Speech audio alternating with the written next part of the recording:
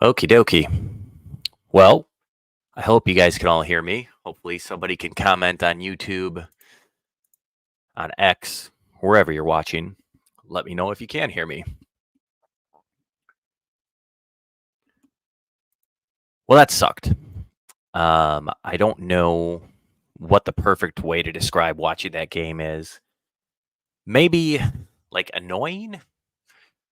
By the way, thanks for joining us. If you are watching, this is Bort's Basement, a tribute to the Winklerverse, Mr. Bart Winkler. Of course, he's all of our daddies.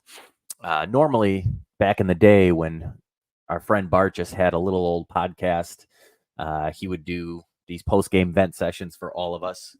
And Bart, being the big time national radio guy that he is now, I think there was a void. So I wanted to, on nights when Bart was not having a post game show, pick up the slack and uh, give you guys a place to vent. So my goal is not to listen to myself talk so much as it is to kind of have you guys join in and make it a discussion.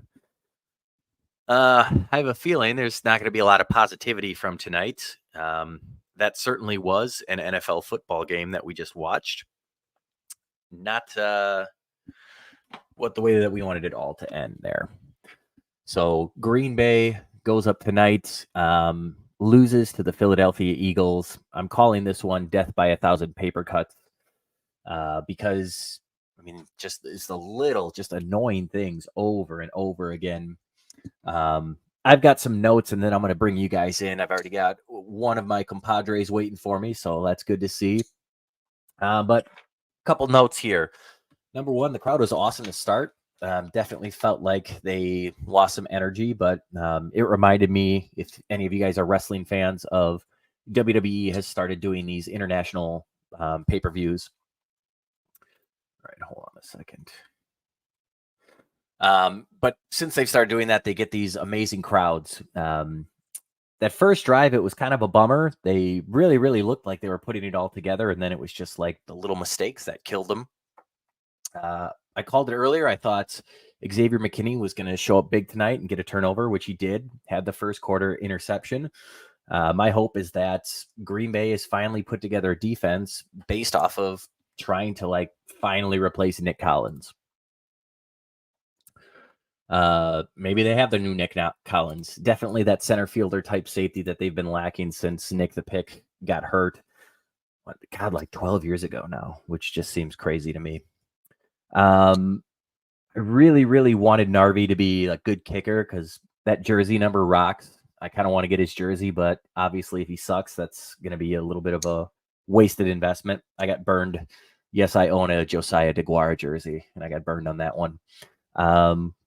Couple other things. They went for it early in the game on a fourth down near the end zone. It worked out, but to me, I was thinking just take the points. These things just get too weird, especially a game like tonight. Felt like that might come back to hurt them, and it kind of did. First half, I thought I was watching the ghost of Aaron Rodgers with the wasted timeouts. I don't know. I think it was about 10 minutes left in the second quarter when they burned through their third one. And in general, it was just very disappointing to see this team come out so just lackadaisical, lack of preparation. Guys were not lined up properly. We had some really, really strange penalties. One of the weirdest illegal shift penalties I've ever seen, where two guys were both moving and they still snapped the ball. And it's just bizarre things. And everybody just kind of shrugged like, I don't know what the hell's going on. To me, one of the biggest stories of tonight was, you want to talk about the NFL being, or they should be, embarrassed of themselves for the extreme conditions of the playing surface today.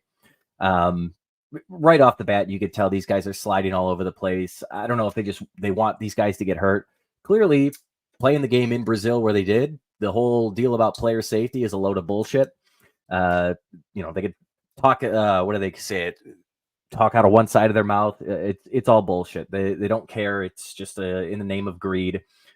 So I guess one of the positives is that hopefully we can get all our guys back to the States and everybody's alive. Few more things. I need a copy of the 2-point chart because I still just don't understand a lot of situations, why we go for two, why we don't. on the long Antonio Brown, or excuse me, AJ Brown touchdown. Jeez, could you imagine Antonio Brown? And the AJ Brown touchdown when Jair got burnt, I was so pissed off that I thought about turning the game off because Kenny Clark got no pressure up the middle because the field took him out immediately after the snap. It looked like Love was progressing as the game went on, started to get a little bit more comfortable. And he started to get more aggressive, giving his guys a chance to make a play because it was clear that Philadelphia was holding, getting really, really handsy. So make them prove that they can play, beat you straight up. I was bitching about giving up on the run. Lo and behold, they went back to it, and the offense started to move again. That's a bullshit missed intentional grounding penalty. The referees were another big story tonight. I thought they were awful for both teams. Missed a ton of obvious calls and got really, really ticky-tack at the end. It's a fucking NFL game. You don't want to see it end because the referees decide that's, referee show. And that weird referee whose voice sounded like RFK Jr. was pissing me off at the end. But yeah, this is, again, I say death by 1,000 cuts. It was drops. It was missed field goal kicks. It was penalties. By the end, it just didn't feel meant to be tonight. So yeah, I'm going to start bringing you guys in. First things first, Mr. Q was here first, so I'm going to bring him in first. Q, welcome. Your initial thoughts? I'm going to start with some gratitude. I'm thankful that you're here doing Bort's Basement. But Matt LaFleur is a little bitch. I love it right off the bat, just bringing it. That's my takeaway. Like, he reeled me back in this week. I was excited that he wasn't complaining about obscure travel that like any other coach in the league is just accepting as part of their job. But I hope that's all we have left. I hope that Jeff Hafley is a decent defensive coordinator. I think that Matt LaFleur is an insecure individual, and he hired a defensive coordinator with no NFL, in my opinion, no professional experience as a defensive coordinator, and we gave up more than 30 points tonight, which in today's NFL, you're not going to win a lot of games if you give up more than 30 points. So, and I pin that solely on Matt LaFleur and his insecure hire. Okay, so Q's bringing it on LaFleur. I mean, God knows I've been on and off the LaFleur train many, many times throughout his tenure year. It is weird that at this point, it still seems like he's making like rookie mistakes as a head coach, and he does at times seems a little bit in over his head. Maybe it's just the way his face looks, though. Like whenever things aren't going well, he looks either confused or like he's going to cry. Eric is joining us now. Eric, I was messaging Eric during the game. He was not as positive as I was during it, but your initial thoughts?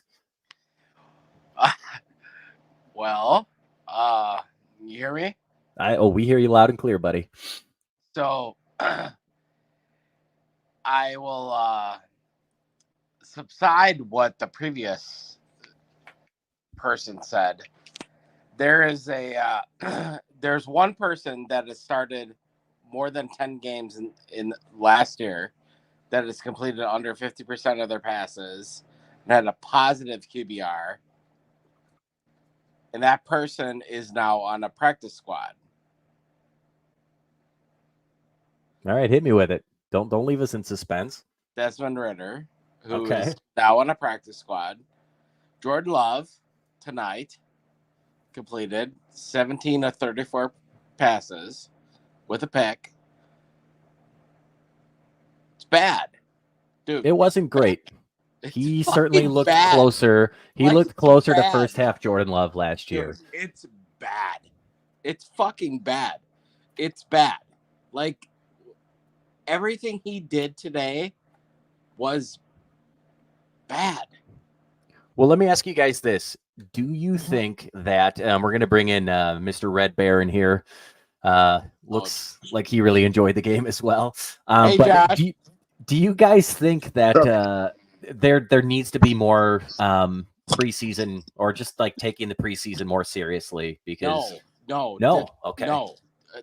No, I think it's just a bad game plan overall. Like you said, you pointed out 17 to 34. They were trying 20+ yard passes. How many times tonight? I think if they would have shortened it a little bit, the little underneath dumps, stuff like that. But I can't tell you, like you said, reads are bad. The What's reads that? were terrible.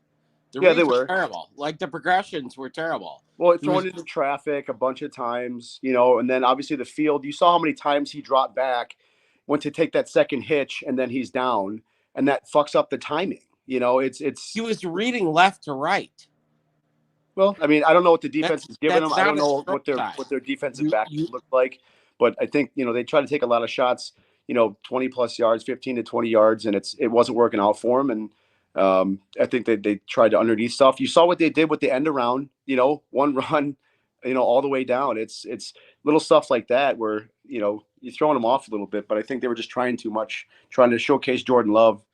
And Well, yeah, I'm glad you brought that up, because I do think just the throws, or the play design tonight, it was like closer that you would see maybe once your quarterback is established. But I feel like not getting any preseason reps, like maybe just keep it a little bit more simple to start the season. Like you said, a few more underneath routes, maybe to get his confidence going a little bit. Because after the first, go ahead. He was reading left to right tonight. That's not his throw side. He's a right arm quarterback. He needs a right. What was the score of last night's game? It was 34-31. No, I think they KC won by 7, because that would have tied the game with when Likely's foot was on the line. Does anybody remember the score? 27-20. Yeah, 27-20. Yeah. So how many points did the Packers give up today? I didn't watch the last 3 minutes of the game, so we gave up turned it up. 34 points. Jordan Love did what he needed to do. No. Jordan Love. They had 21 points in the Jordan first quarter. Love. Them. Jordan Love in the did first what quarter. Pat Mahomes did last night. I don't know, Q. I'm as big a Jordan Love guy as you're gonna find. I don't think he was good enough tonight. I second that. I mean, our defense gave up 34 points. The funny thing is, I thought, all things considered, the defense looked better than what the score would indicate tonight. Go ahead, Eric. They turned the ball over twice in the first 10 minutes. They scored 6 points. Yep. Yeah, and you get the ball in the red zone after that. What was, I can't remember if it was the fumble by Hurts. You get the ball in the red zone, you get 3. Yeah, in many ways, the first quarter kind of dictated the game tonight. I would agree with that. Q, I'm going to bring in Big Ron. Is that cool? I agree that the first quarter is the reason we lost the game, but I still think I blame the defense, and I'll leave with that. Well, I appreciate it, Q. How was Matt in the Falls tonight? He's good. Oh, we lost Q. I definitely heard. Oh, go ahead. I'm still here, but I think Matt will join. He's excited all right, I hope to so. see you all. Yeah, we got a lot of people waiting, so we're going to keep the rotation going. Thanks for joining, Q. Next up, if you guys are in the waiting room, please just hang on. We're going to get Big Ron added. Big Ron, how we feeling, man, after that? God, like I said, death by 1,000 paper cuts tonight. Yeah, I had the same feeling, man. It was a very frustrating loss. I knew right away when we got those first 2 turnovers, and we both inside the 25-yard line, we only turned them into 6 points.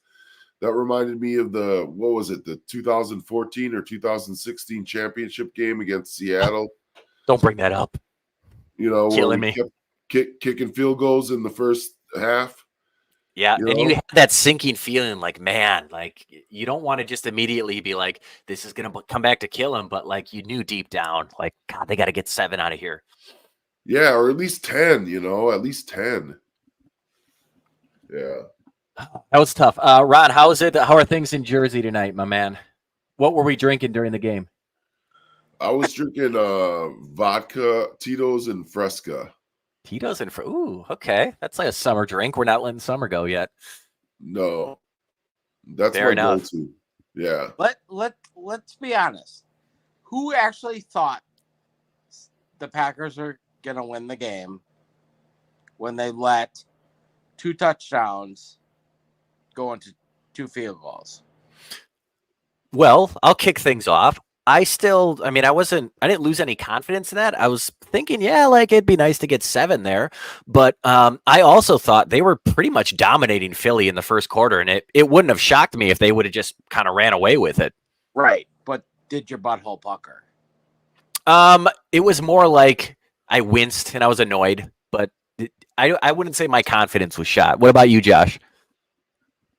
No, I like the game. As a general, I guess I was at a party with family, whatever. I got to watch the game once in a while, but the slugfest, it seemed like a slugfest. Every time, check the score, it had changed, multiple lead changes. From an entertainment standpoint, it was a good game. Getting to the thick of it. Yeah. I mean, when you look at the details, yeah, they should have been up 14 points in the first quarter. They really should have. So, I mean, obviously Halfley's sitting there like, yeah, this is great. I look like the golden boy right now, but like you said, at the end of the game, they gave up 30 plus points. So they got some homework to do. Real quick, Eric, did you have any beverages tonight?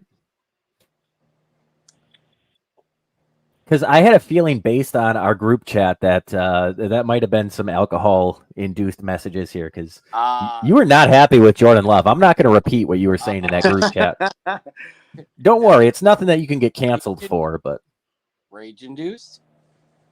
okay, well, it all goes together.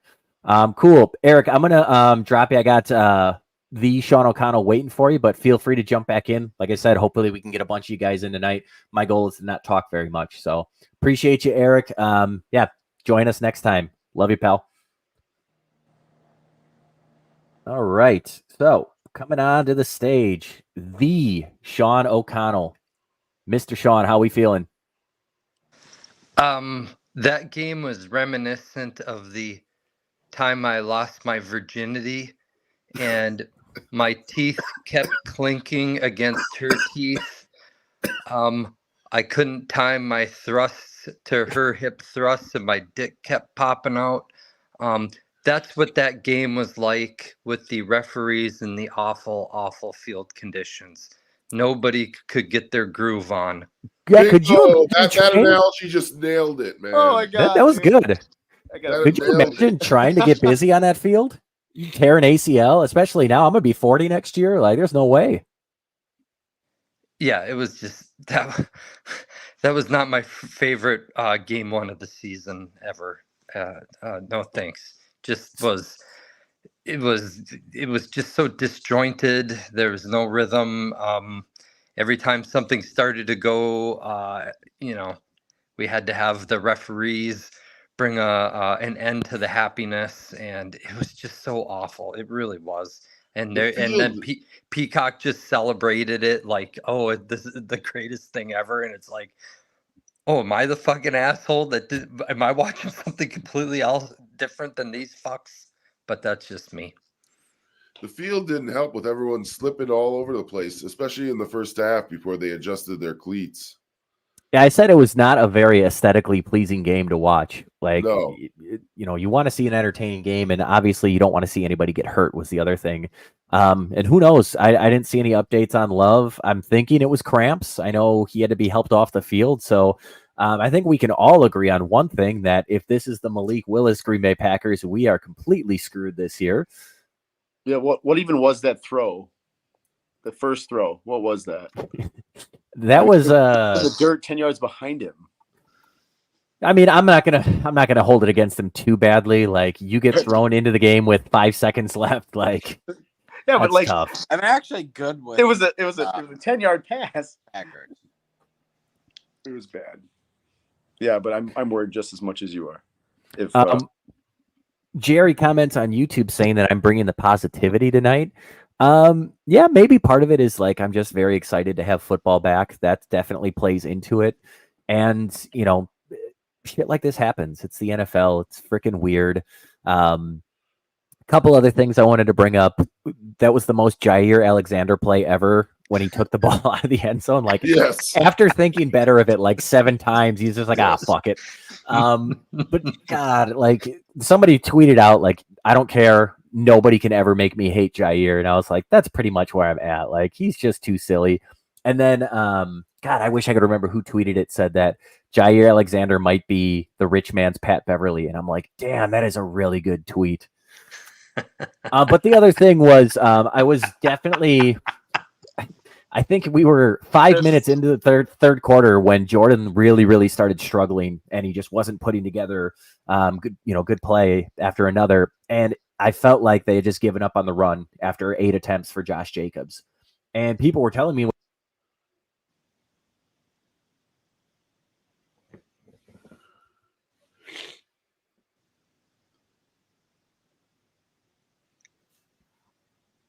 I can hear you, Ron. Yeah, I can't hear Jake. Yeah. I'm Jake, getting I can't hear you, man. his audio. all right, I'm back. Okay, Yeah, you're sorry. back. I must have got too excited talking about LaFleur pissing me off. But to me, it's like, why did we make the move to get Jacobs if we're not going to commit to it? Then lo and behold, we finally commit to it almost out of necessity because Jordan just looked lost out there. And all of a sudden, play action is working. The spacing is better on the field. Reed is wide open down the seam. So, like, again, it's those little things with LaFleur that it's like, I don't know if, like, in the moment he just forgets, but we can't blame it like I used to blame it on Rodgers for checking out of plays, but this is LaFleur's offense now. He's calling it. You got to stick to the run. Yes. I blame Matt LaFleur. I You don't know, like him. Jacobs had 80 plus yards, but he just didn't. He doesn't seem explosive to me. He doesn't seem as explosive as like Saquon Barkley looked, or even Wilson. Like Wilson looked explosive on some of those plays. Yeah, he's just a different kind of back, I guess. He is a different kind of. I mean, he's a bigger back, Yeah. which is interesting to me because despite the numbers, I thought Saquon looked pretty average to me. I know he ripped off a couple, but Yeah. to me that looked more like the result of beating down these guys long enough. But yeah, Jacobs, I think he's just one of these guys that's kind of how he's going to roll. Like he might just chip, and then once the game gets further and further, these guys get tired. That's when he's going to start getting off your big chunk runs. He's not going to be a game breaker, an Amon Green that's just going to rip off an 80-yard touchdown run. That's not his game. But if you abandon him after 8-9 carries, then there's really no point in having him out there. You might as well have, Emmanuel Wilson as your lead back. Yeah, he's more of an Edgar Bennett type. He's what like Ron Wolf would call a mutter. Mutter. Yeah, once he gets past the line, he gets into the secondary, some of those lighter linebackers, and then he's gone, and you see those bigger runs. But yeah, I do agree with your point earlier with him being slow to hit the hole, kind of, a finesse opposed to 31, and he's it seems like he's just a slasher. He's fast. He hits the hole. He's just right there. He's already in this, past the old line, and it's like, holy cow, this dude's fast. But yeah, I definitely see a difference there. But I just wonder what it'd be like with Dylan back there when you have kind of two bowling balls. Essentially, you can just punch your way down the field. I'm gonna try to share my screen here. Hey, I'm gonna my Philly lady that I'm married to is in a good mood, and if I'm gonna get any teeth clinking in, I gotta go. So before she gets too tired. So. Wow, thank you for the update on that. Good for you. I'm glad somebody is. Take care. All right. I just saw a video of a close up of the Love injury. It doesn't look great. I mean, he rolled his ankle. I won't say it was a dirty hit, but he's getting pulled down on his left ankle while he's getting hit up top.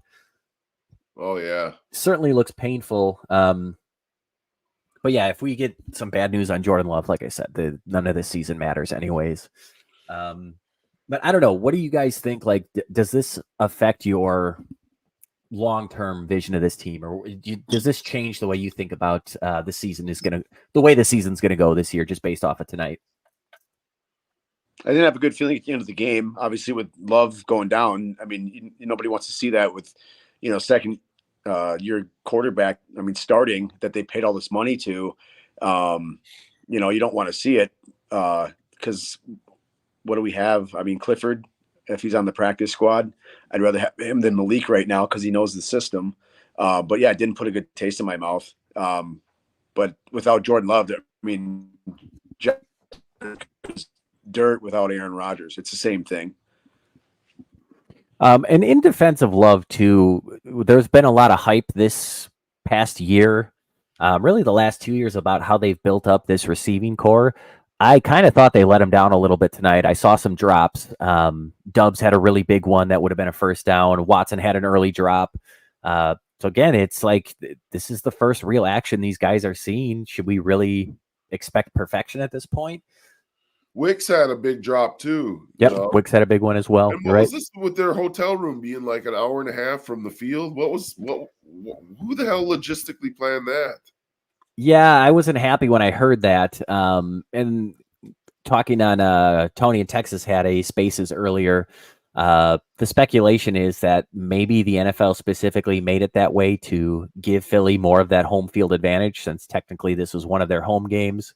Yeah. But I guess, I mean, it still seems kind of bullshit to me. Yeah. To me, spending an hour and a half, 2 hours in a foreign country in heavy traffic, like that doesn't probably make for the best preparation for a football game. What do I know? No. Well, to mention the jet lag, a 10-hour flight, all the other stuff. Absolutely. I think it took a toll on them. It would on anybody. But obviously they got to show up. It was a close game given how bad we played. So I'll take the positives, when I can get them. I just hope I have good news tomorrow or 48 hours of Jordan Love. Well, like I said, just everybody please make it back to the States alive. That's my biggest thing. Like, just get out of Brazil, get on the plane, and just make sure everybody's accounted for. You don't want to be lost in Brazil. Well, some other things from tonight's game. The offensive line, I thought they looked pretty decent early. They did get worn down by the end, where Love had to, step out of the pocket a few more times. The tight ends were, for the most part, not really existent tonight. Musgrave didn't do anything. I mean, he had on the interception that was his target, but definitely not his fault. Tucker Kraft had a good catch and run towards the end there. But I don't know. Like, I think the biggest bummer for me is, like, couldn't we just get 30 seconds with Love with the ball? Like, referees kind of took away potentially an exciting finish from us. Yeah, the refs were terrible. I don't know. The offensive line, I kind of disagree with you. I thought early they got off to a rougher start because, I mean, if you look at Jacobs' yards per carry in the first half, they weren't that good, and they had like 3 penalties. They had a penalty when we were going for it on 4th down. They had like a false start, and then they had 2 holding penalties. One was by one of the tight ends. One was by I don't know if it was Tom. I can't remember. You're right. I think the false start was on Tom. Yeah. I totally forgot about that. No, that's a good call, Ron. Yeah. On the other side of the ball, Rashawn Gary had a nice sack. I thought overall there was good enough pressure tonight on Hurts. Naturally, we hate to see. I said last year, I think Jair got burned on a play, and watching Jair get burned on a touchdown is like watching your dad get beat up as a kid. Like, yeah. Just a weird feeling. It doesn't feel right. So, again, that was partially due to, I mean, Jair slipped on the turf on that play, as well as that was one of my most annoying plays of the game. When you played it back, right off the snap, Kenny Clark, who's your disruptor up front, just got tackled by the turf. Just immediately taken out of the play. So there's no pressure up the middle. Hurts can just sit back there, take his time, wait for his guy to get open. So fuck you, to the NFL. Fuck you for making him play on that shitty ass field. I know in my group chat, someone was like, well, it's no different than playing in Soldier Field or San Francisco has bad turf. And I'm like, no. Soldier Yeah, that was Field way in worse. December, sure, but like you're in a tropical climate in September. There's Yeah, no reason that these guys should be playing on a field that's shitty. Right. exactly, man. These aren't 110 pound soccer players. You know, they can just whatever. Hey, I'm agree gonna go get a drink. I'll be right back, man. All right, Ron. All We'll right. Some be of waiting. the points you guys hit on tonight, obviously with the referees, and it's not just our game; it's referees across the league. You saw a lot of the missed calls with Kansas City's game, a lot of the missed calls with false starts on offensive linemen multiple times. You saw that tonight a couple times. I mean, you just watch the line, you can see it. I mean, we're so minute with what receivers do. We don't really pay attention to the hands to the face with offensive linemen, the grabbing. I mean, I think there's so much pressure put on the divas of the team, and they got to get those calls kind of thing, that it really takes away from the game. And a lot of people are starting to see it with as much camera time as the NFL gets and as many angles and replays as we have. You start to see this stuff, and it really unravels, and it frustrates you as a fan. Yeah, there's more accountability these days than there's been in years past with, as you said, the perfect camera angles. You can see everything. And the other thing that was weird with the referees tonight was like, what was going on with the communication? It felt like, especially early on when they'd have their little conference about the penalty. Like, why was this taking 2 minutes, 3 minutes? And then, they would come back with a basic call. So yeah, they definitely seemed off their game tonight. But I said it before the game, and I'm going to stick to this. Win or lose tonight, just given the fucking weird circumstances, I don't know how much I can take from this game because, what do you expect? You've never been here. Shitty field. No preseason, really. No matter what people say, it's not a neutral site. I get the fact that it's neutral because, well, both teams had to travel. Okay, we get it. But, it's just the fact of nobody wanted to play there in the first place. I mean, I think Philadelphia didn't even let their press go or their broadcast team. They had to do it via, Skype.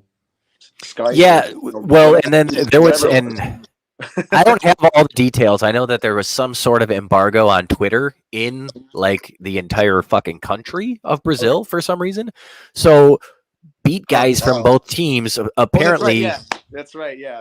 They went to the game, but then they had to like call their wives and have their wives tweet out what they wanted their like tweet to be. Oh my God.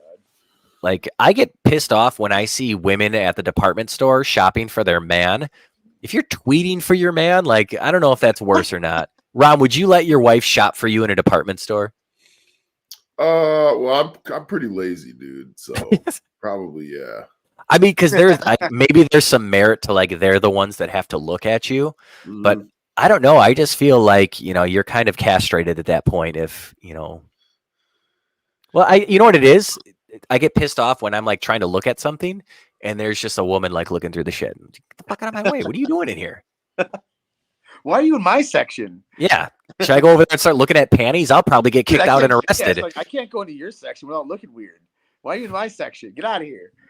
The former UW Badger Zach Bond had quite the game today. Yeah, well, and Leo Chanel, he's another guy. Last night, Leo Chanel had a great game. I did hear all the Badgers on that team. Yeah, why the hell can't the Packers draft any of these Badgers ever? It is weird. I think it's not as much as it used to be, but back in like the Ron Wolf, Ted Thompson days, it did feel almost intentional. Like, no, we are not drafting Badgers, which seems strange to me. They drafted Tauscher. That was it. That was the only Badger they ever drafted. Right, and I think he was a 7th round pick. Yeah, and he was so he's just like, fuck it. Yeah. But yeah, I don't know. Like, I always kind of thought that, and maybe this is just my being naive, that like if you have these guys that grow up in Wisconsin or they're around Wisconsin, they know what the Packers are. They know what the community means, what it means to be a Green Bay Packer, and that they would take that seriously and then have a lot more respect for it. But again, that could just be boyhood naivety there. Right. Well, they screwed up taking Beagle over TJ Watt. That was terrible. Yep. I remember being called a homer for, being all in on TJ Watt. And, clearly I was a homer there. He's got the bloodlines, man. Yeah, like I think I could probably go back and dig it up, and it was like somebody could be like, "Oh, yeah, maybe T.J. Watt would have been a good pick, but we got a guy just as good and Kevin King." And it's like, oh my god, talk about shit that ages poorly. Dude, oh my god. Q's back in the fold. What's up, Q? Nice. I'm just here for the vibes. For the I'm just here to vibes. not get fined. Nice. Q, would you let a woman shop for you in a department store? If I would, if there was like intercourse promised afterwards. Okay, so it's got to But be tit for I tat. can't. No, but I can't promise that I'll wear the clothes. Well, you know what I guess is even worse? You ever see a woman shopping for her man in the department store and the dude is like standing next to her or like, standing 10 feet away, just He, like holds it down? Yeah. It's like walk of shame type that's shit. terrible. No, that like I came back because I was listening, and like I agree with Big Ron that like if somebody's gonna shop for you, like why not just let them?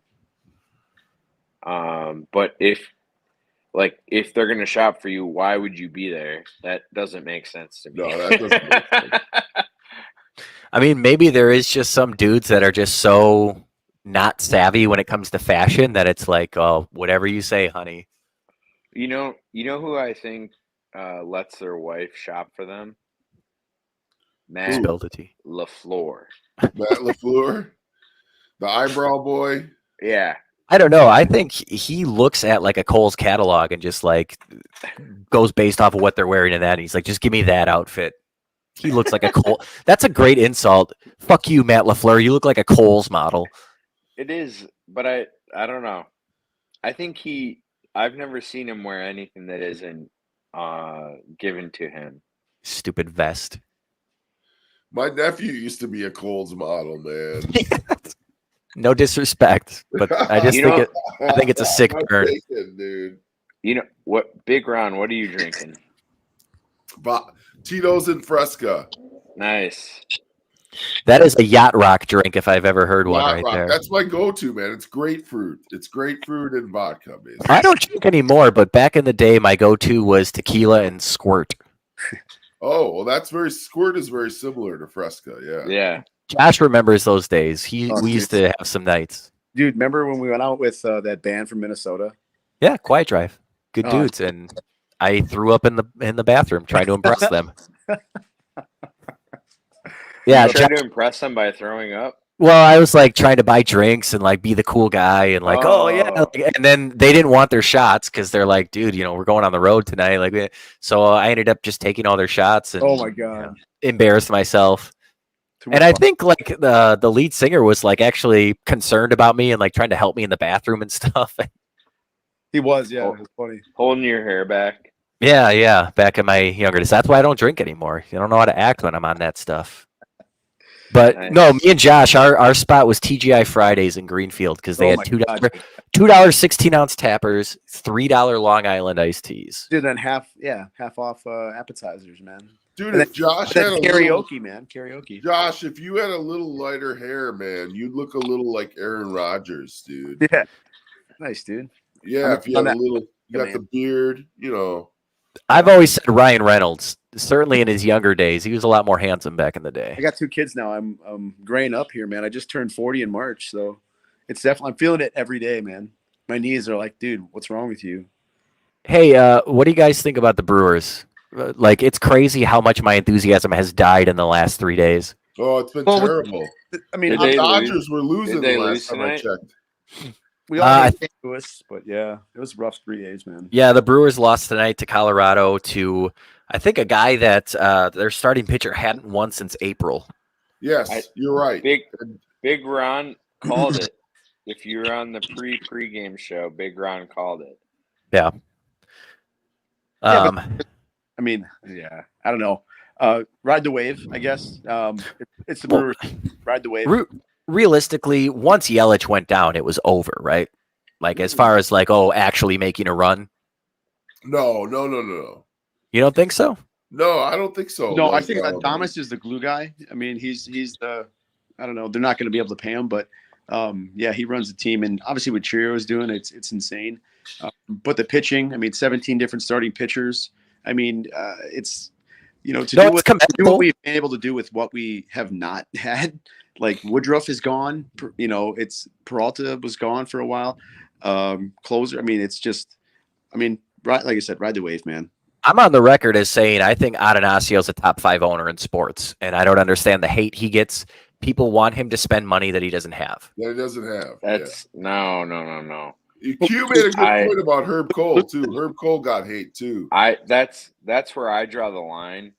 Is I lived through the Herb Cole era where he was just vilified every year for only making the playoffs. This team has not won a playoff series since 2018. Can you really compare the NBA to baseball when it comes to playoffs, especially back then? 100%. 100%. Because especially So over 4 the teams making it versus 8 teams, double the amount of teams making it, over the last and a salary cap. Over the last, let's say, 5 years, you can make trades in July that guarantee you a playoff win. And this organization has not been willing to do so. I can't disagree more. How so? In baseball, I don't think there's a single move that can win you a playoff series. The fucking playoffs are weird. Like shit that never happens. Atlanta won their World Series in July. Their most recent World Series was won in July with trade moves. They got hot? They only got hot because they pushed their chips in the middle. So let me ask you this. What could the Brewers have done this trade deadline to win a championship? What move was out there to be made? Trade the farm. For? Anyone. Well, who was moved that we should have traded the farm for? The pitcher that went to the Dodgers. Yeah. I think Flaherty or whatever his name is. That if we would have made that move, we would have won I can't say the World Series, but we would have won a playoff series, which is more than we've done. A big slump, dude. In a long I'm telling time. you, man. Cheerio, Contreras, Adames. That's a good trio, man. If they get hot in the playoffs, we can make a move. They just got to get hot at the right time. I think it bums me out that teams have figured out that like just don't pitch to Cheerio and you're probably good. Take your chances on the other guys. No, I just look at it. 4 teams now, or it's different now, but back then when the Herb Cole owned the Bucks, 4 teams make the playoffs, and you had a salary cap that evens the playing field. It was, you could not try and make the playoffs in the NBA. Whereas in baseball, being the smallest market, if you are an owner, it's a business thing, right? You're trying to turn a profit. So he's had a competitive team year after year after year, despite being the smallest market, never really having to do the long 5-year rebuild. They flip the farm system every time that they empty it. I don't know what more you can expect from the guy. And somebody, I think it was Eric who was on the show earlier, we were talking about, you can take $40 million like they did way back in the day and sign a shit pitcher like Jeff Suppan because shitty players get paid in baseball and it makes no sense to me.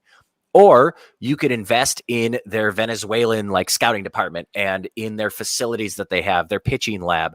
And it's clearly been the smarter move than it would be signing some mediocre starting pitcher with a 4.3 ERA. And I don't know, it makes sense to me. I just think my theory is baseball fans in Milwaukee, they don't hate Mark Attanasio. They hate baseball. They just can't admit it because it's a rigged system and it's just so slanted against Milwaukee. My theory is that Mark Attanasio is a brilliant businessman that has realized he only needs to keep the team relevant until the Packers play a single regular season football game and nothing else matters. I don't know. I think he cares about winning, but he doesn't have the resources. It is what it is. I agree. He cares about winning April through like June or July 15th. And after that, he doesn't give a shit as long as we make the playoffs. Well, And think about it. The year that they traded for Sabathia, he went on a magic run. That was the year. Okay, there's your empty the farm system. Go get the guy. And what happened in the playoffs? They lost because Philly's starting pitcher Brett Myers had a 15 fucking pitch at bat and then walked to score a run, and that was like the turning point of the entire series. It's just weird shit that you can't predict. I see your point, but at least we went all in. And before that, we had not made the playoffs since 1982. 92. Well, no, you're right. 82. I think it was 87, right? We had not made the playoffs since 1982. No, he's right. 82. It was 82. Yeah. 82. I remember it because there was the like big one doc- good year in 92, but they didn't make it because only 4 fucking teams make it. Yeah, they had great years. They had 90-win seasons where they didn't make it. Yeah. The big documentary is coming out this year. Oh, about God. 1982, and we literally did not make it until we traded for CC. Well, yeah, and that, I mean, to me, that's a little bit different circumstance. Given that, what are you talking about there? That's 26 years of no playoffs. But then we traded for Greinke. Yeah, you got to bide your time. That's another thing. Like, I think you can't make the big move every single year. A team like the Yankees, a team like we have not made a big trade since Yelich, and that was in the offseason. We have not made a big trade deadline move in a long ass time. And I think that's the right call. For small market teams to make a difference in the playoffs, like to be relevant, I would say to be relevant in the playoffs, they need to make moves in July. Well, okay, here's a theoretical for you. I heard people last year saying, before we knew what Churio was, holy shit, the Angels might trade Ohtani. I know he's not going to re-sign here, but yeah, if it's straight up, I would give up Churio for Ohtani. Would that have been a good move? They would have gone all in on the greatest player of all time. I think it would have bought us a chance in the playoffs. Because was he pitching last year too? Yeah. Yes. Well, he got hurt last year, but yeah. If we would have made that move and he was pitching, I would not have ever questioned trading Churio. Let's say they make that move and then they still lose the play-in game in the wild card, and then you've given up 12 years of Jackson Churio. I think Jackson Churio is a player that will make us have a chance to make the playoffs. Yeah, we get Woodruff back and Yelich back next year, man. We get Woodruff and Yelich back. And I think that will get us back in the playoffs. Yeah. And Churio's a stud. I think we'll be lucky to make or to win a playoff series this year and next year. I just think if you take the position that the Brewers are in, the bites of the apple thing is the only thing you can do, because I don't necessarily think you have a greater chance based off of roster composition this year versus last year. Maybe 2018 had that special feeling. They just didn't get it done at the end. But if you can just get hot and the weird shit that happens in the playoffs goes your way, maybe you stumble into one. I think Bart was saying that on one of his latest podcasts. Like, if the Brewers win a World Series, it's not going to be because they were the best team in baseball that year. They're going to stumble into it because that's just kind of what happens with these small market teams. And I agree, but I think you need to do something more than who did they trade for this July? Well, they always make the fringe moves, and so far, exactly. I got to look up the guy's name. But the moves they have to look up the guy's name. I'm telling you, for us to, Montas and the other fucking dweeb, like if you have to look up his name in September, he is not relevant in October. I promise you. For the Brewers to ever make a World Series, we will have to make a trade for somebody like CC Sabathia, where you're just like you're just going for it. Like you're just doing it. That's what it's going to take. And Well, I don't know if that'll ever happen. To be fair, this a few ownership. moments ago, I asked what was the move that would have done it this year, and you guys didn't know. You said, "Oh, the one guy that went to the Dodgers. I don't know his name. What the one Flaherty. guy?" So I mean, No, I don't know. Yeah, Flaherty. It was Flaherty. I don't know. I mean, the Brewers Had to numbers look don't 'em up. lie. Numbers don't lie. If you look at the last 10 years of annual fan count, it's in the 2 millions at Miller Park, or former Miller Park, now AmFam Field. So yeah, the point is to be relevant, get fans in the seats. I mean, I think they were top 10 in attendance the last decade or something like that. It's something crazy. That's the whole point of, that's their business model, and that's what they're going to chase. And you relate their what does their publicity say? What does their marketing say? Oh, it's a blue collar team. Milwaukee's a blue collar city, right? That's how you draw in the fans in, something they can relate to. You know what I mean? And it's just, that's the business model, and it's clear as day. But like Jake, had said, it's going to be, kind of a crapshoot once you get to the playoffs. I mean, it's half of the teams in the MLB go to the playoffs anyway. It's ridiculous. But playoffs. right, Quoting. One game playoffs. Let me ask you this: I like what? how Charles Barkley this week was like. I don't know if any of you listened to his interview with Bill Simmons. He All said I saw was that the I don't like out of Milwaukee. Milwaukee, So right? he shit on Milwaukee a little bit, Mhm. but he was like, the best part of the whole thing, he was like, God damn, I don't know why we talk about the Lakers and Golden State Warriors so much. They made the fake playoffs. I don't care what you call it, but they were in the play-in, and they had to make that up so that old guys like LeBron and Steph Curry could make the playoffs. It was like I can't do Chuck justice, but it was fucking hilarious. And Yeah, like I his love me some comments, Sir Charles. Wasn't he his going to retire? comments. And then he came back. He got like this monster Oh deal. yeah, like honestly, Bill Simmons calls him out on that for at least 10 minutes of the podcast. What about what? About the multi-retirement thing.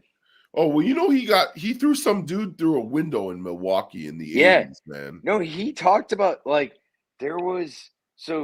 he said that there was 10 minutes of this podcast that he was talking about like how he was in year 7 with the Sixers and he was about to request a trade and he was on trial in Milwaukee because of what you just brought up, Big Ron. Mhm. And he got acquitted on a Friday for that charge.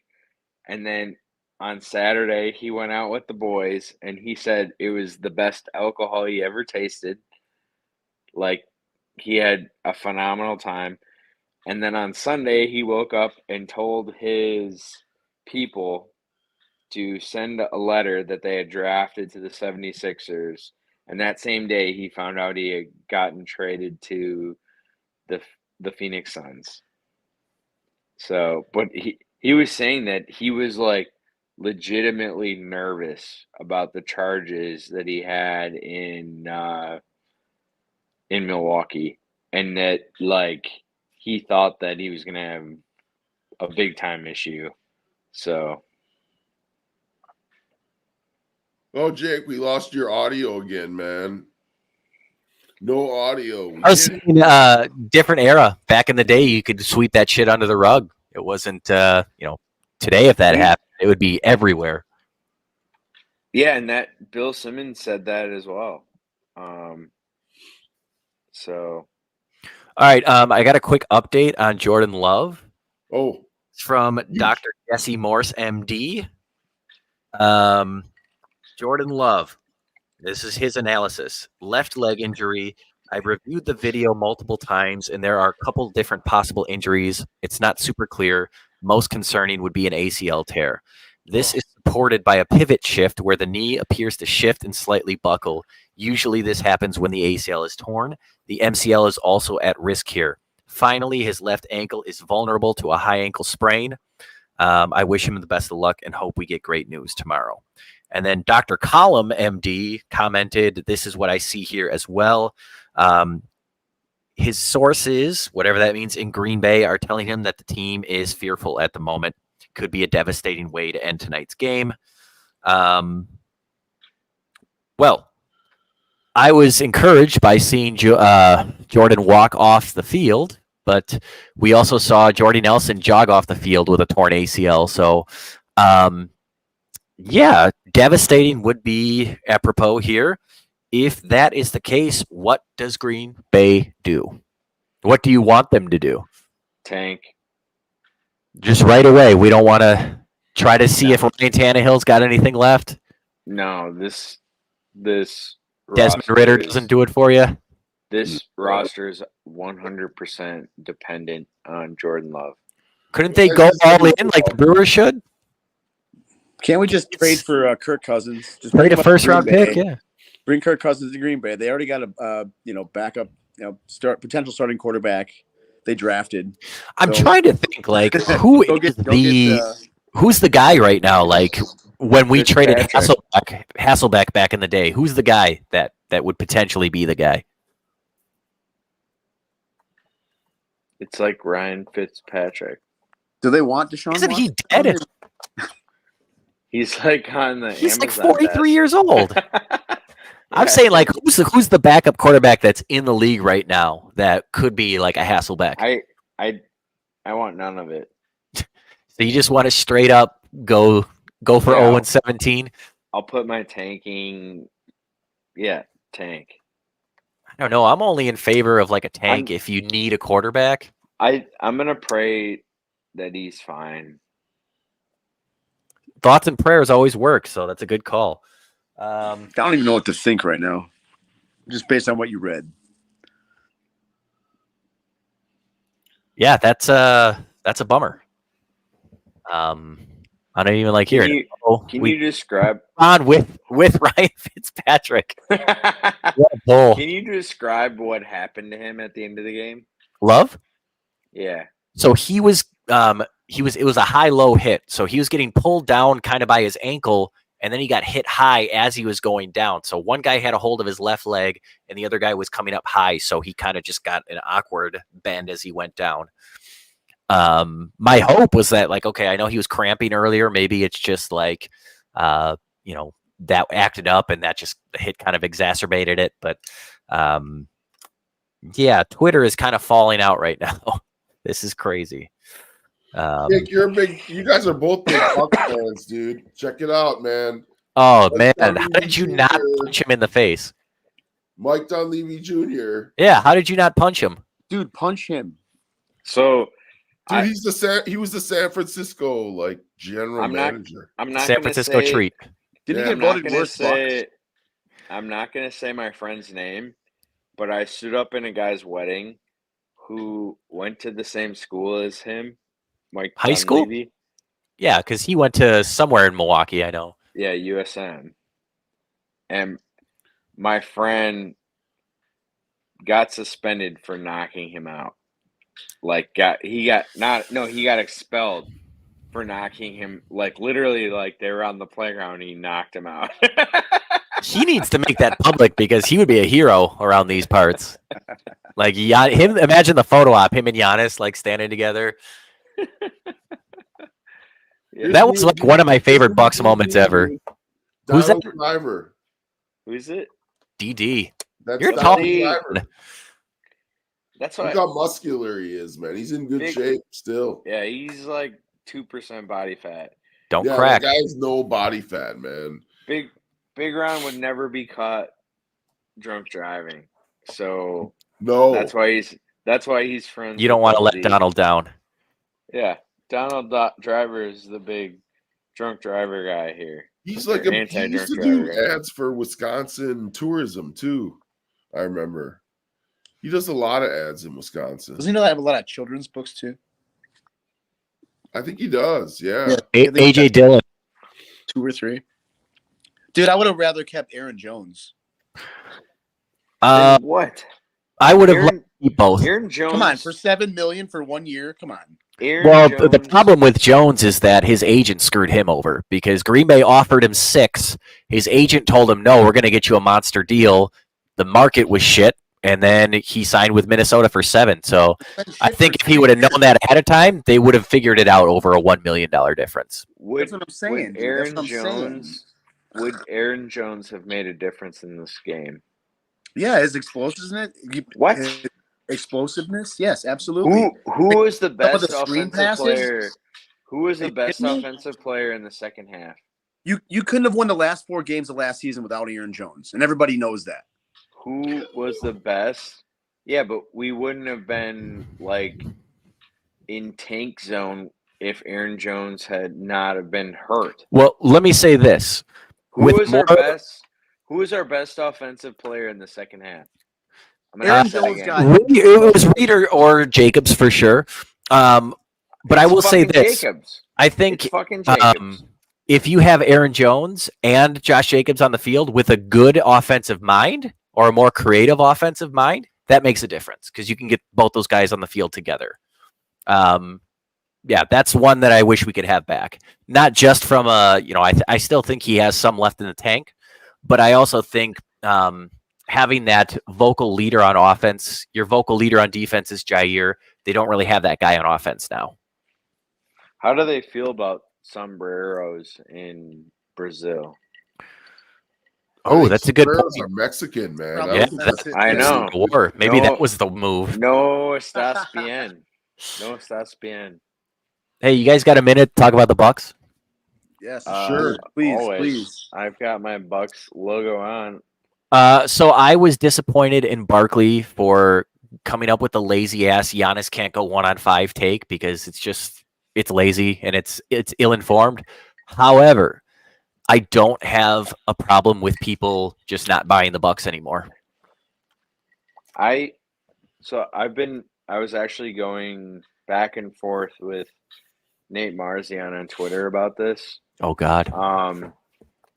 I think that Chuck was both right and wrong at the same time. Chuck did say that Giannis didn't have skill or basketball IQ, and He said that verbatim. I completely disagree with that. If he said that, that's disappointing because Chuck's smarter than that. He implied it, and hey, Jake's Say hi. wife. But You just said hi. I'm single. But not for you, but for your friends. Not for your What's friends. that all about, dude? If you have For any your friends. friends. Whoa, man. Bring your wife on the podcast, man. We're My wife- married and almost 40. We don't have friends. What are you talking about? I don't have a wife anymore. But what I was saying I was talking to was Jake. Yeah. what I was Well, you saying want her was, on? I Yeah, think- bring her on. Here, come say hi. Come here. Hold on, I'll get her. I gotta Get pull her her. in. Pull her in. It's abuse. Hey, funny story. Back in the day, Josh tried to get my wife's number. Oh, Josh. You Sorry, dirty Josh. Pepper. Come on, man. It's not, it's But okay. Over here. I think that Chuck I don't is remember right. that, so it doesn't count. I'm just kidding. Here's what I'll say about here's what I'll say is I think Chuck was right that the Bucks will not win if they focus on Giannis bully ball. We did not trade for Damian Lillard to do 1-on-5, and I think Giannis is an amazing basketball player, but I think his default program is just to go to 1-on-5 mode because, like, there's not a lot of basketball courts that he can walk on that he's not the absolute best player on that court. But we have Dame, we have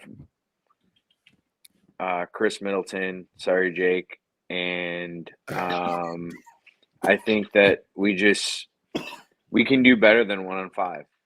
I'm fine with Chris Middleton. I want him off the bench. I think it makes more sense. But apparently that's a fate worse than death, according to a lot of casuals. Even though Manu Ginobili just made a killing as the best sixth man in the league. I think you. So your take is right, but it was probably 3 or 4 years too soon.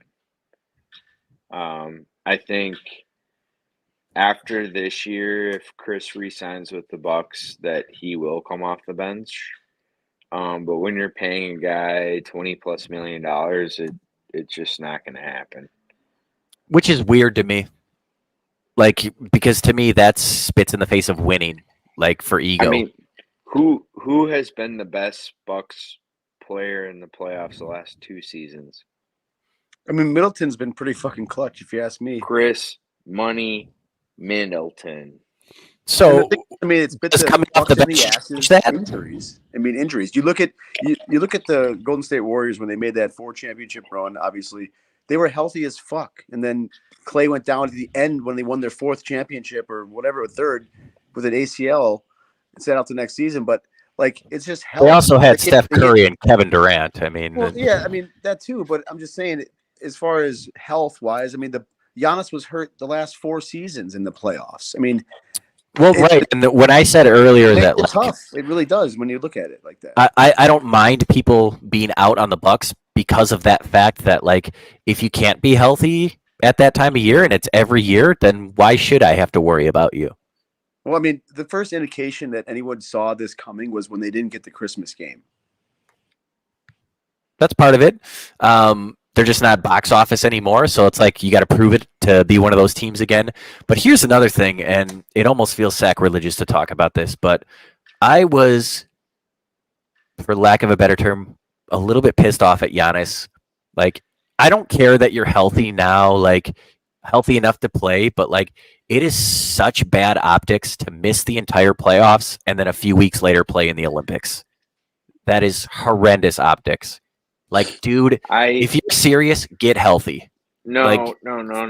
So, Jake, I don't disagree with you, but I think that it's just Giannis. And have you watched the Amazon documentary? Yeah. I think that I said this before it all happened. I said that he would play in the Olympics, and I said that he was sandbagging the NBA playoffs for the Olympics. But I do not fault him for it because I think that's just him. Like, I do not fault him for that if that's true. I'm not saying it is true, but if it is, I think it's because the Greek national basketball team is more important to him than any money we could give him. If that's true, Giannis just lacks intelligence. Like, I don't know. I think there's a difference in priority. I think that that's what money. I mean. I think that the Bucks giving him money was a priority. I think we've given him so much money that he does not care about how much money we could ever give him again. It's loyalty. The Bucks plucked him out of obscurity, rescued him and his family from a country that treats immigrants like dog shit. Racism abound. They had to fear for their fucking lives. Didn't give a shit about him or his family until it became apparent he was an NBA player. I don't understand the loyalty. It's blind loyalty at that point. I think that, like, I 100% agree with your perspective, and I think as an American, it's one that I would probably take if I was in Giannis's shoes. But I think that there's something about his upbringing and his past that we just can't comprehend, where, like, even though he was not a recognized citizen of Greece, I think in his mind he was saved by that country.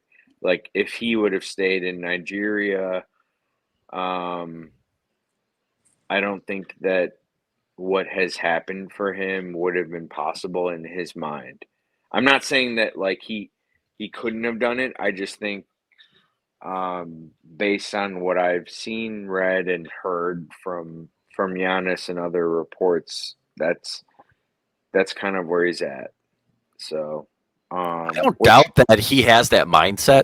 I just think it's completely wrong and ill-advised and uninformed.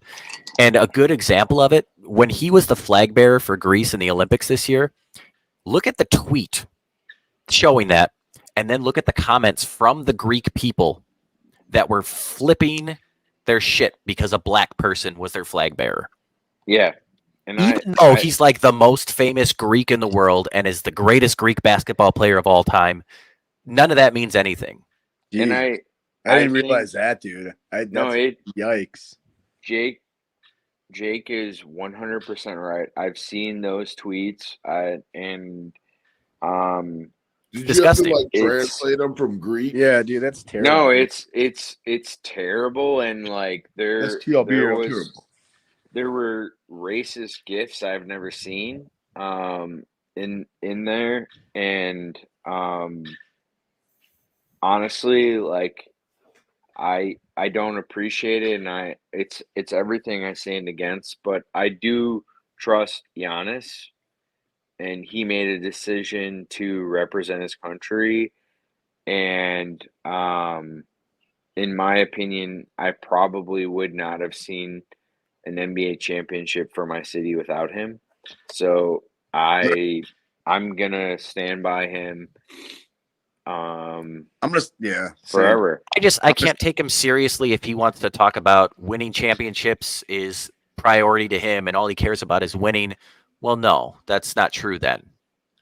No, I would totally no. agree. I think he's went back on that, and he's going to have to take a couple steps back, and kind of, he has said that, and he's kind of gone the other way. But at the same time, I think he won a championship. He's made a lot of money. Disney money in his pocket. I mean, his family's set up for life just from the revenue on that stuff. It's crazy, but money talks. I think that his priorities are different than ours. 100%. So he I just got think it's wrong. He got his NBA championship, and I think there was nothing that was going to keep him from getting the Greek national team from participating in the Olympics. Like a life goal for him was doing that, and he achieved that this year. So he won't have that same opportunity in 4 years because of his age. So I guess I would appreciate it more if In he a window, would right? like avoid the tweets that say like I'm tired of the disrespect. I'm coming this year. Well, no, you're coming and I think kind of. I think there's such an extreme disrespect with him, and I like this isn't highly Hey, publicized. Q, let me podcast. interrupt you for a second, man. Yeah, go for it. Hey, Go for dude, I'm out of here, man. I'm down for the count, dude. it. Yeah, man. I'm out. Ron's done. I'm done, man. Ron, It's what's like your 1 o'clock on the East Coast, or it's like it's 1 Yeah. o'clock. Yeah, No, it's we appreciate you sticking Ron, around. What's your What's your NFL? Or what's your Packers prediction for the year? Well, it all depends on Jordan Love, man. If With he's him and without him. without him, I'm thinking we're going 0-17 without him. And, Malik Willis doesn't do it for you, huh? with him, I think we go, 12-5. I like it. Yeah, that's my prediction. So, the Badgers football sucks this year, man. They suck. Are they going to win tomorrow? No, they're gonna get. they beat might get tomorrow. upset by like a Division II team, man. North Dakota or What's South the Dakota. They don't look What's good the at plus all. money on South? They said there was. Yeah, there wasn't a they single won't put a pass line over on it 20 because yards. it's a Division I AA team, so they won't let you bet on it. Or I put so much money on South Dakota, man, because dude, the Badgers suck, man. We got to go back to the days. Here's the good old days right here, man. Here's me. There you go. Oh, Whoa. Are you with the bowling ball? I'm with Barry Alvarez. Jeffrey Rod Epstein. Dane. Yeah. He's with Epstein. What the fuck? And Brett Belima, dude. Brett Belima took us to big Rose Bowls, man. Yeah, I can tell The you that. Rose Bowls. He was a real coach. He had the opposite of bulimia. Yes. No, you know what? It's funny. I'm so out on college football with the NIL and the transfer rules. Like, I don't know any of these guys anymore. I don't feel any loyalty to them. Like, I don't get excitement watching the game. I watched last week out of like, I don't know, habit and obligation, and it was just like, this sucks. Yeah. No, I agree. College football. I mean, it's just I didn't like it to begin with, but I'm loyal to the teams we have, and it's a nice story, for said kid, whatever. Other than that, someone's having a party and the game's on, I'll watch it. Other than that, I'm not seeking it out on my cable network. I respect those opinions, man. I mean, I just like the pageantry. Like, you go to a game and the band's playing and the cheerleaders, and it's just a raucous atmosphere. It's much more. The NFL is more sanitized, man. It's more sanitized. Big Ron, where did you go to college? University of Wisconsin. You did? All right. Yeah. My man. Where did you play football? No, dude. I wish. You look like you could play football, man. Well, I'm big. Yeah, I'm 6'6", 260, but Yeah, no, you would have been a good left tackle. Yeah, A little bit of meat on you. They would have probably hung 50 pounds on my frame. Yeah, Sure. In hoagies. But my son plays college football though. Oh yeah, where does he play at? University of Chicago. That's awesome. What position? He plays running back, man. Okay, is he big like you? Is he like a Brandon Jacobs style, like big dude, or is he a little more shifty? He's Brandon Jacobs. Yeah, he's Brandon Jacobs. Just run people over. I like it. Yeah, yeah. Dude, that's awesome. Yeah, they play in California tomorrow, man. We're gonna stream the game, so it's gonna be pretty cool, man. I've been on the UC campus a few times. I had a friend who played basketball there. That's cool, man. He played basketball? I didn't, but I had a friend who played basketball on the ladies team there. Oh, so did you get busy with her? Did you you guys shag? No, we weren't that kind of friend. But no, she friend zoned you. Well, some of them ladies are lesbians. To be fair, that kind of friend. Some of the basketball players and the female athletes, they don't go for guys. So I'm giving you full credit, Q. Hey, what's the deal with Caitlin Clark? Why does everybody in the league hate her? Oh yeah, Q. I want you to answer that, Q, because they've been following her hard, man. No, I think that jealousy. This was a good social experiment for women around the world. And I'm glad you said it. I'm a big proponent for women empowerment. I was raised by a single mother who is independent by a fault. Okay. And I think that women are the most hard on women, and I hope that this is the worst experience that Caitlin Clark has in the NBA, and I think she's only got room to go up from here. Well, and if these women are trying to vilify her, they're doing the exact opposite, because it's just making her more likable.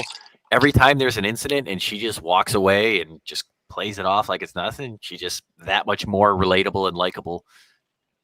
I think that's true, and also she just persevered and was way better than any of them expected. It's pretty amazing what she's done, and I hope she continues to do it, and I'm sure she will. Whoops, I dropped you guys. Yeah, she's definitely box office. Yeah, but are they gonna make the playoffs? Draft you again. I hope so, for the league's sake, for women's sports' sake. That's only a positive. What's the craziest thing about it is them not taking her into the Olympics has made her better. Oh yeah, Yeah. she got a chip on her She shoulder. got a break. It's a good point. And you know, I'm glad you kind of alluded to it, Q, but like I don't see any women listening to this show right now. But like, is there anything a woman hates more than another woman being successful? Well, No. look at Cheryl Swoops. Look at some of the NBA veterans, obviously. And it's let's like, be honest, there's race involved here too. well, Like right. I we're mean, not going to be that ignorant, are we? well, no, but it's like it. You like nah, fuck Caitlin this Clark's stuff. not a meme. Angel Reese is. I mean, her game is. If you look at the numbers, it's terrible. Well, she brought it on herself too. Like if she would have just embraced, like, yeah, it's a good rivalry, and like I have respect, but like, But she it's started so that at LSU. right. It then makes everyone her. It turned doesn't into look good. It makes her Black look Barbie. worse. It's like, what are we doing? And then people are actually paying attention to her game and stuff because if you're gonna try to say that you're on that level, then people start watching, and it's like, yeah, no, even a non-basketball fan can tell that like you're not in the same stratosphere as this player. Different Right. Well, then position, the other- different style, but Well, the other social ignorance that she has, where she does the photo shoot, and it's like a swimsuit or something, and she's like, people are looking at me and treating me like this and an object. And it's like, that's how you're presenting yourself, though. It's like you're not a victim there if you're kind of participating in it. It just does. It's the back and forth. it's a hypocritical. I mean, and you see it in society all the time. Yeah, It's hypocrisy. It's finest. it's Instagram influencers that are, hey, don't objectify me, but then I'm going to post myself naked on Instagram, like. Well, right, and then it's like, well, I need a podcast so I can speak my side of it, and not just react to mean tweets. It's like, fine, but I get what they're trying to do. It's just everybody sees it. She's a meme. Yeah, and they really they owe Caitlin for those nice jets that they're flying on. They're no longer flying coach or whatever. Like without Caitlin Clark, that's not happening. Simple as that. All right, guys, I'm out of here, man. Me too, Ron. Thanks for joining us. Yeah. Q, I see you. Appreciate you, buddy. Man. It was a good time, dude. I'm excited for women's sports. Like as a girl dad. No. I hope this is a new era. It feels like a turning point in many ways. No, I was rooting for all the women's sports in the Olympics, man. It was fun. They're popular. They're gaining popularity. So. I just think that it took until like Magic Johnson and Larry Bird till the men were flying on private jets. Mm-hmm. So maybe this is their version of that. The ladies' version of that is of Tiger Woods of the PGA. Well, and not only that, Clark but and Angel Reese. I think you talk about what they're doing now, but if you fast forward 10 years, the people they're inspiring, to play in that way, like, and it'll show that, for girls growing up, you can be big in a team sport. Like, that's cool to see. So I agree. And, because if you look at in the past, the female sports icons, it's always something individual, like a Serena Williams or a gymnast like Simone Biles. This is like the first team sports, like sports icon for women, I think. Well, right. And I think with the way ESPN is, doing this whole thing with how they present this, and it's like they're totally factually wrong on a lot of things, but it doesn't fit the narrative that they want to run. And this is obviously the biggest outlet for sports news, for a lot of people. And it's just like, it's not good. Why are we doing this? What are we doing? Disney, stop it. It's all about clicks, all about views. But my biggest hope is that Jordan Love is healthy so that we know if Matt LaFleur is a good head coach or not. I don't want him to have an excuse for hiring Jeff Hafley. So I would like to know if Matt LaFleur is a beta or an alpha. And the jury is still out whether people like it or not. All right. So real quick before we head out, Q, you do not want to try to salvage it. Like, let's say it's 6 games that Jordan Love's going to miss. You don't want to go get a Tannehill, just ride with Willis and tank. I mean, if people are saying his ACL's out, I would not trade for anyone. Yeah. What about you, just Josh? keep it as it is and try to, I don't want a bad quarterback can get out of the players hurt. It's just we got to find someone that's competent to play the position. You got to get Clifford back, put Malik down because he obviously needs work. It's just maybe the NFL ready because he has 3 years of experience. So I don't know. It's just they need to make a decision quick. What's the guy? Who do we trade from Tennessee? What's his name? Malik Willis. Yeah, like ride or die with that guy. What's the point? I've got an idea. Wow. Yeah. There's a certain guy that's going to have his first year as a TV analyst this year. Maybe he wants to hold off on that. Oh, you want Tom Brady? Not really, but it's fun to talk about. Could you all day? The short if you would take a minimum, if you would take a minimum 1-year deal, let's fucking go. I would do that all day. Yeah, that's a brilliant idea. Just for the lulls of like another FU to Belichick, that like, yeah, I'm gonna sit out and now I'm gonna come back and do it again. You can't do shit without me. If he, you're Shaq with Kobe. Dude said, I'm gonna come back and do it again. Tell me how my ass tastes. The moment he signed with the Packers, I would buy a 12 Brady jersey. Oh, Andy was number 12. Could you imagine? Yes, I do not. I'll tell you this: I do not own a 12 Packers jersey anymore. It's gone. Neither do I. Never have. It's gone. But I have Josiah DeGuara. Go figure. All right. Anyways, I appreciate you guys, man.